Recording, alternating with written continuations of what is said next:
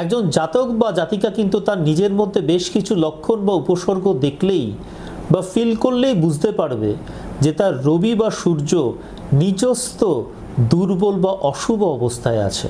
তাহলে এই লক্ষণ বা উপসর্গগুলো ঠিক কি কি সেগুলি আমরা এবার এক এক করে জানব। রবি যদি জাতক বা জাতিকার জন্মকুষ্ঠিতে অশুভ অবস্থানে দুর্বল বা নিচস্থ অবস্থায় থাকে, জানবেন সেই জাতক বা জাতিকার মুখে সবসময় থুতুর পরিমাণটা বেশি হবে। থুতু মানে স্পুটাম।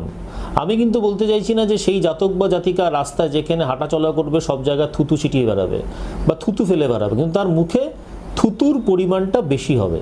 রবি জাতক বা জাতিকার জন্মকুষ্ঠিতে অশুভ অবস্থানে থাকলে, দুর্বল বা নিচস্থ অবস্থায় থাকলে সেই জাতক বা জাতিকার বাড়ির পোষ্য জীবজন্তু, তা সে কুকুর হতে পারে, বিড়াল হতে পারে, খরগোশ হতে পারে, অ্যাকোরিয়ামের মাছ হতে পারে, পাখি হতে পারে, দেখবেন তারা ঘন ঘন অসুস্থ হয়ে পড়ছে।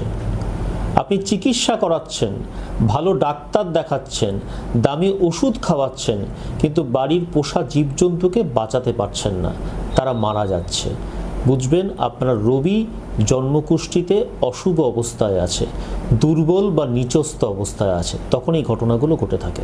রবি যদি জাতক বা জাতিকার জন্মকুষ্ঠিতে অশুভ অবস্থানে থাকে, দুর্বল বা নিচস্থ অবস্থায় থাকে, সেই জাতক বা জাতিকার শরীরের যে কোনো একটি অংশ প্রথমে অসাড় হয়ে যাবে, তারপর ধীরে ধীরে প্যারালাইসিস হয়ে যাবে। যে সমস্ত জাতক বা জাতিকার জন্মকুষ্ঠিতে রবি অশুভ অবস্থানে আছে, দুর্বল বা নিচস্থ অবস্থায় আছে, জানবেন তাদের একটা চোখের সমস্যা থেকেই যায়, একটা কনজিস্টেন্ট সমস্যা থেকেই যায়, এবং তাদের বাঁ চোখের তুলনায় ডান চোখটা বেশি ক্ষতিগ্রস্ত থাকে।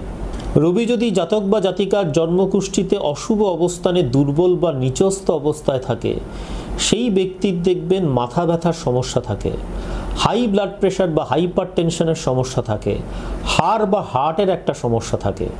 যে ব্যক্তির রবি দুর্বল তার দেখবেন শরীরে তেজ এবং উষ্ণতার একটা অভাব থাকবে, তার হাত স্পর্শ করে দেখবেন একটা সবসময় শীতল ভাব অনুভব করবেন, ঠান্ডা ঠান্ডা ভাব অনুভব করবেন, বুঝে যাবেন তার রবি ডিস্টার্ব আছে, রবি দুর্বল বা নিচস্থ অবস্থায় আছে।